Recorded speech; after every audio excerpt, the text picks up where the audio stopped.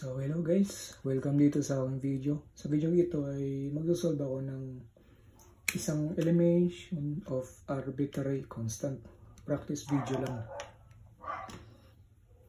So meron tayong 3x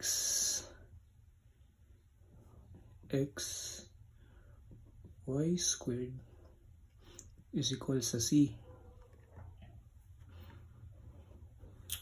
So, ito, product rule lang din. Tapos ito, diretsong derive na.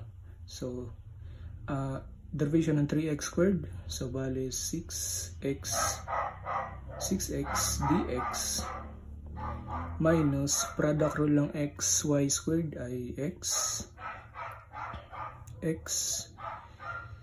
derivation ng derive ng y squared 2y dy plus huwag natin kalimutan pala yung parenthesis kasi may negative, and then sulat yung y squared derivative ng x dx equal sa ito, c ay magiging 0 na kasi na-derive na natin, and then simplify ko muna 6x dx negative 2xy dy,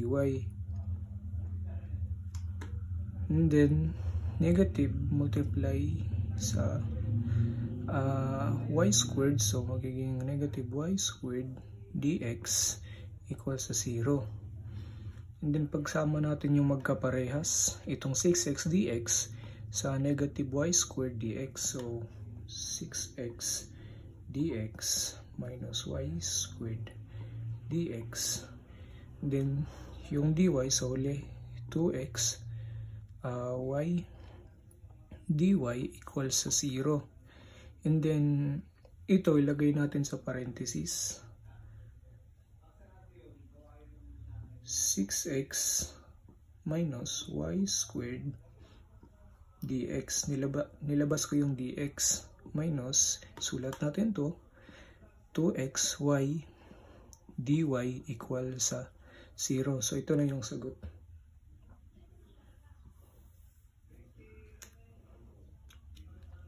So guys, yun lang para sa video ito. Kung gusto nyo gumawa pa ako ng ganitong video ay supportan nyo ako sa pamamagitan ng pag-subscribe sa YouTube channel at pindutin nyo ang notification bell kung gusto nyo maging updated. Yun lang, see you sa susunod na video.